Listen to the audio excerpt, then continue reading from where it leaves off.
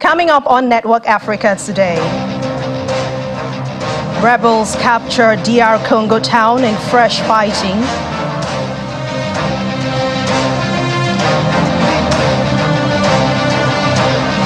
At least 14 more trucks of aid arrive in Gaza.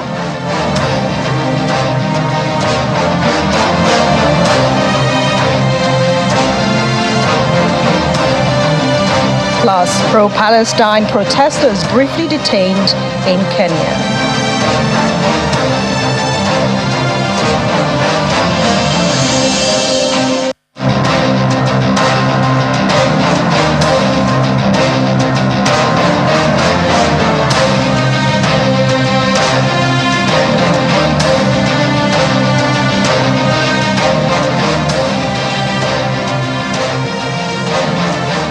Hello and welcome to the program. I'm Anne Mwawadu. We start in the Democratic Republic of Congo, where fighting has again erupted in the east between the pro-government forces and rebels from the M23 group. Well, residents say the rebels have occupied the town of Kishanga in North Kivu province since Saturday, and several people have been taken to hospital with gunshot wounds. Security officials also confirmed that the rebels are in Kishanga, adding that authorities are trying to find a way to retake the town. The area has changed hands several times since the beginning of the year. It was previously patrolled by an international force provided by Congo's neighbors. Fighting resumed 3 weeks ago after a 6-month truce. And now to news on the intersection between the Israel-Hamas war and Africa. A further 15 aid trucks carrying food, water and medicine arrived in Gaza over the weekend. The information posted just after midnight local time on Monday on the platform X, formerly Twitter, is accompanied with images showing aid trucks purportedly arriving via the Rafah crossing on Gaza's border with Egypt. The Director of Communications at the UN Relief and Works Agency, Juliette Tumar, confirmed that 14 aid trucks entered the Rafah crossing from the Egyptian side to the besieged Gaza Strip on Sunday night. The first convoy of 20 trucks of badly needed supplies had entered Gaza on Saturday through Rafah, which had previously been out of operation after bombardment hit on the Gaza side of the border. Distribution of those supplies began on Sunday, but aid officials are still warning of a humanitarian disaster after supplies of food, water and fuel started running low. A protest was held outside the Israeli embassy in the South African capital of Pretoria, and that's over the weekend in support of the Palestinians. Police stood outside the embassy as protesters led by some members of the country's ruling African National Congress, the ANC, waved flags chanting their support for Palestinians. In Somalia's capital, Mogadishu, people chanted and prayed. Israel has vowed to wipe out the Hamas militant group that rules Gaza after its gunmen burst through the barrier fence surrounding the enclave on October the 7th, killing over 1,000 people, mainly civilians in Israel. And since then, Israel has relentlessly pounded Gaza with airstrikes and put the enclave's 2.3 million people under a total siege, banning even shipments of food, fuel, and medical supplies for a time. Today, in the mart of Palestine, they are aggressors. They can't embark on an ethnic cleansing, which Hitler tried against them, and they want to do it against Palestinians. That's hypocrisy, and it cannot be allowed. As the ANC, we support a two-state solution to this pariah, so that each of them can coexist within the same boundaries and the same territory, and both of them can enjoy security, sovereignty, equality, and justice. South Africa's opposition party, Economic Freedom Fighters, is calling on government to expel the Israeli ambassador to South Africa, Eliav Belotse-Korski. The party picketed the Israeli embassy in Pretoria earlier today. Economic Reform and Freedom Fighters is the third largest political party in South Africa. The party says the demonstration is to highlight solidarity with the people of Palestine amid an ongoing conflict with Israel. The reason why we are able to come and march here today and do it freely without soldiers carrying guns, without police carrying guns, without us being intimidated, is because the people of the world stood with us during difficult times. It was the people of Nigeria who took their money from their salaries and donated to liberation movement for us to get our freedom. It was the anti-apartheid movement in America, in UK, in many other parts of the world where the world stood in solidarity with us and said, we will not sit down and watch the Afrikaner apartheid regime killing our people in South Africa. That's why we have our freedom today. We are here to extend the same favor to the children of Palestine. The war in Palestine is not a holy war, it's an evil war. South Africa's President Cyril Ramaphosa is saying that if the conflict between Hamas and Israel is not contained, it may spill over to other countries in the region. Mr. Ramaphosa spoke at a peace summit held in Egypt on Saturday, where 12 world leaders gathered to discuss the conflict. The conflict between the two parties has been going on for 16 days after Hamas's surprise attack on Israel led to a full-blown war.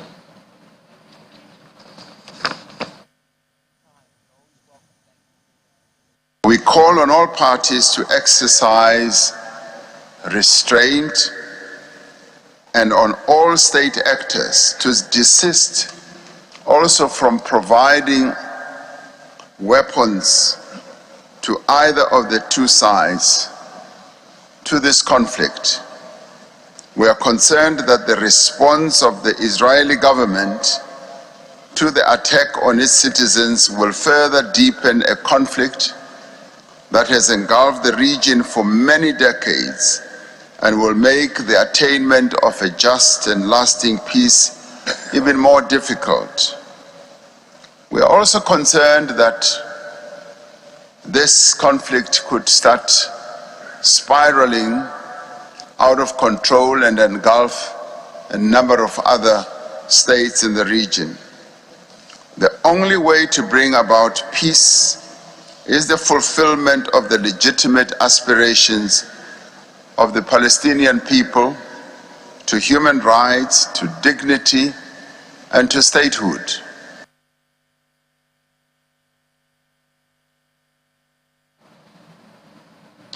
And joining us from Johannesburg, South Africa, is Channels Television's correspondent, Innocent Samosa. Hello, Innocent. Thank you for joining us on Network Africa. A very good evening to you, colleague, and our viewers around the world. All right. Can you tell us a bit about the peace meeting in Egypt? What was the overall sentiment there? Of course, about the surprise attack of Hamas on Israel, and of course, Israel's response to that, as well as what should be done about it as the war is still on right now.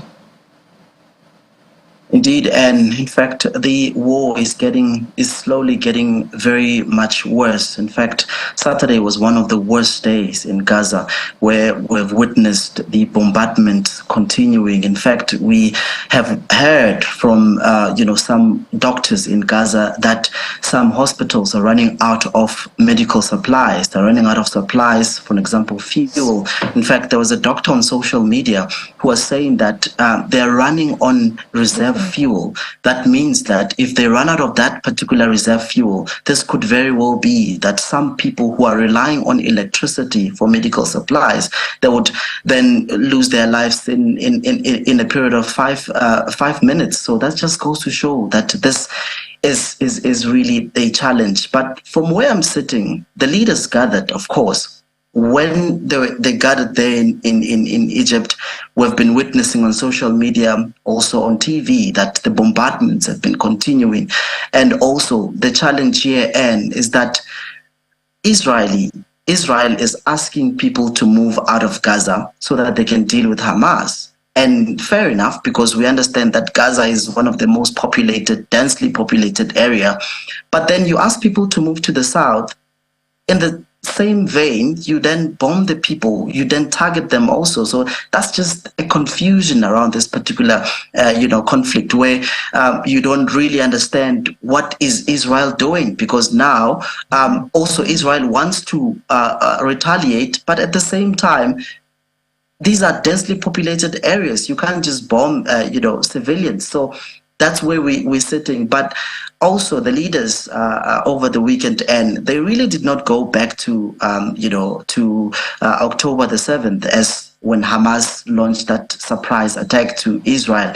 They feel that most of these things that are happening is in a way a collective, punishment, given the fact that Hamas is a group of, a group of people in Palestine, where else you're not supposed to basically, bomb everybody. So they feel that this is a collective punishment. But also President Ramaphosa, he was part of that particular meeting. He has indeed called for peace, but it would seem like we are far from peace as it stands. And we remember President Cyril Ramaphosa calling for peace and also a statehood for the Palestinians. Has he said anything about Hamas?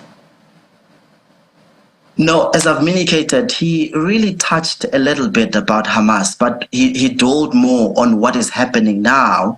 And he also mentioned that, in fact, South Africa can relate to what the Palestinians are going through, given the fact that South Africa, during the apartheid era, were also, facing such challenges. So he also called on the international community and other countries that they should not fund weapons, or they should not supply weapons to either of the two nations, saying that this could spill over to other regions and really, cut some of the progress that has been made, for example, in trade and bilateral ties. So this could really take us back. So he's asking for some member states to basically, not fund either of the two nations with weapons. He's saying that this war needs to stop. But it looks like there is a lot of sympathy for Palestine in South Africa. We saw there protests going on, people in support with the ANC and the EFF staging protests. Is there a reason for this, and is there no pro-Israeli sentiment in South Africa at all? Well, I've not seen a big crowd going to the Palestinian embassy to really protest, or going to the Israeli embassy to go for solidarity. But I've seen the biggest political parties in South Africa going to register their dissatisfaction outside the Israeli embassy. As you just rightly indicated, today we just came back from Pretoria, where the Economic Freedom Fighters, the third largest political party in South Africa, gathered to register their dissatisfaction. In fact, and they also warned McDonald's that there were reports that McDonald's is essentially, providing food to Israeli soldiers. So they're saying that McDonald's South Africa has 5 days to distance themselves from what is happening in that particular conflict. Otherwise, they will go and protest in each and every McDonald's. But not only that, they said that some of the shops that have Israeli products, they have to take them down. For example, the likes of Woolworth, they're saying that they want them to remove those products in their shelves, as I've indicated in my opening remarks. And this would really destabilize a lot of gains that have been, made so far in terms of, trade. This could very well be that we'll not be able to get those particular products. But also, he called Prime Minister Benjamin Netanyahu a terrorist, and he said that Hamas is not wrong in this case. They're essentially fighting for their rights. 2024 elections, he said that when they get to power, they would fund Hamas with military so that they can essentially protect themselves. But not forgetting that he also, mentioned that the likes of Nigeria was very much instrumental during the struggle here in South Africa, where they've really donated money to assist the ruling party here in South Africa in dealing with the apartheid government. So he is not backing down, but I guess some of his sentiments are really harsh and hard to believe, if you like, because he's been making so many promises. I guess this also forms part of his campaign strategy. And surprising also, but from what you hear and what you've seen on the streets, do South Africans see Hamas differently from how the Palestinians see Hamas? Well, surprisingly, and most of the people that I spoke to in this protest, particularly the followers, they really don't understand what is happening. They're waiting for their leaders to tell them the context in this particular conflict. But it really differs with a leader as to what he believes in. In this case, it would seem like many of these followers, they really don't really understand, but they just know that in a way, South Africa is in a way familiar to what Palestinians are going through. So that is why they're essentially, backing or standing in solidarity with Palestine. But majority of them, even the EFF supporters today, I asked one lady, I was like, why are you here today? Said, no, the commander-in-chief called us to come here to protest outside the Israeli embassy. We do as we're called by the commander-in-chief. As you know, that some of the things that the EFF do is that the decisions from the higher structure are binding, so everybody must follow. So that just goes to show that majority of people on the streets, they really don't understand the context of this conflict. They don't know what happened, but they're following what the politicians, what their leaders are telling them to do. It does look like many of them, they really don't understand. And so saying they do not understand, does it mean they're mixing Hamas with Palestinians? Do they think they're different people or the same entity or the same people? I mean, South Africans. Well, many people feel like Hamas and Palestine is essentially one thing. So they believe that Hamas is a group of people within Palestine. So they really can't separate them. They feel like this is actually not different entities. This is one people, but it's just that the others are doing, they're quite extreme with their approach to things. So yeah, it does seem like really they can't separate them. They feel, even the ruling party leaders in the African National Congress, they really seem to believe that Hamas and Palestine is really one thing. So they're standing in solidarity with Hamas in conjunction with Palestine. In fact, when they also do their slogans and chant, they also say "Viva Hamas, Viva." So that just goes to show that they don't really separate them. They put them in one basket. And all right, thank you very much, South Africa correspondent Innocent Samusa, for your contribution on Network Africa. Thank you so much, colleague. Welcome back. Kenyan police have released 3 people who were arrested for participating in a pro-Palestine meeting in the capital, Nairobi. The 3 were freed on Sunday without charges after widespread criticism from some Kenyan politicians and human rights groups. Kenyan MP Yusuf Hassan condemned the arrests. The head of Amnesty International in Kenya, Irungu Huiting, said the disruption of the meeting was unlawful and deeply disturbing. It had been organized by the Kenyan Palestinian Solidarity Committee after police stopped an earlier demonstration that the group had planned outside the U.S. Embassy. President William Ruto has expressed his government's unalloyed support for Israel in the ongoing conflict.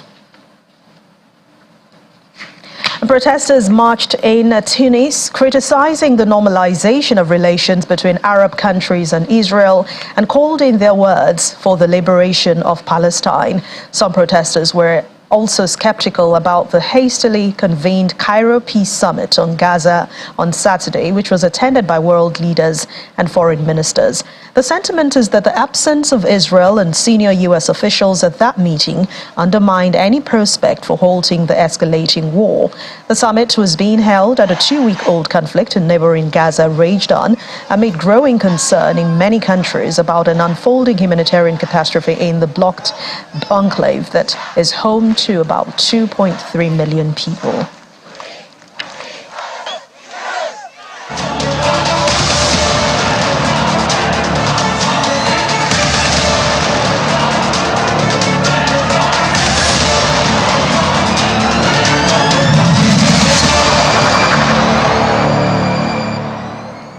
And away from the Israel-Hamas war, the European Union has begun steps to impose sanctions on members of Niger's military junta in 3 months after they took power in a coup. The EU Council announced that it had adopted a framework that will allow it to impose sanctions on individuals and entities responsible for actions that threaten the peace, stability, and the security of Niger.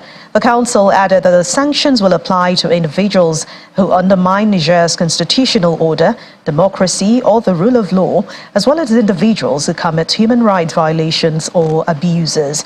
The sanctions will include trade travels and travel bans, asset freezes, bans on the provision of funds to sanctioned individuals. The European Union will, however, allow humanitarian exemptions. Tanzania has signed a 30-year port management agreement with the United Arab Emirates despite opposition to that deal. Under this agreement, Dubai Port World will run 4 berths or quays at Dar es Salaam, Tanzania's largest port. The Emirati firm and the Tanzania Ports Authority will also collaborate in managing 3 other berths at that port. The partnership includes an investment of $250 million by DP World to upgrade infrastructure at the port over the next 5 years. Several activists, citizens, and opposition politicians have all criticized this deal, saying that it favors the Emirati company at Tanzania's expense. But the government has detained more than 22 people opposed to the deal, although some have been freed, according to the rights group Amnesty International. A city within the desert is springing up, but unlike other cities around the world, humans and animals will exist within a clean and beneficial environment. Well, that's what the Neom city offers. Our foreign affairs correspondent, Amarachi Ubani, reports from Riyadh in Saudi Arabia. It will be unlike anything the world has seen before. A linear global community hosting human, animal, and plant life with zero carbon emissions, all in the northwest of Saudi Arabia. Here is the module of the line, and it goes through 3 ecological regions that I talked about before. Here's the first region, the coastal region next to the Red Sea. And here you're going to see where the phases are going to be done. You may ask, when will the line completely be finished? Has not been announced when it's completely finished, but what has been announced is we'll start phases.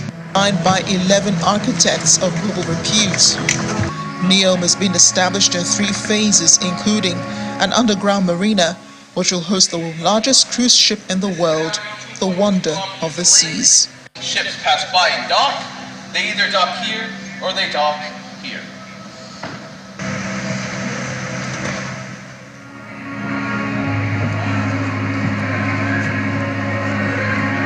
A linear city with houses and amenities within 5 minutes of each other, and an ultra-modern train service that will ensure one is able to go from one length of the city to the other within 20 minutes.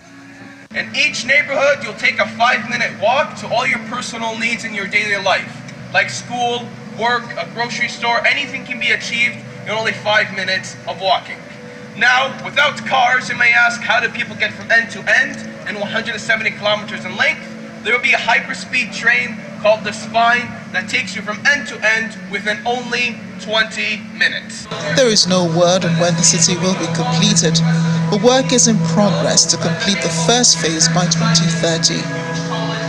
This is my boiler room. When completed, it will host living quarters, schools, universities, businesses, culture, and everything humanly needed for communal living, while not leaving out the mountains and natural flora and fauna.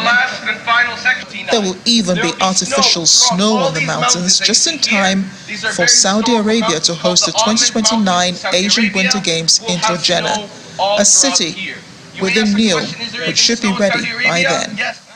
From Riyadh in Saudi Arabia, Amarachi Ubani, for Channels Television News.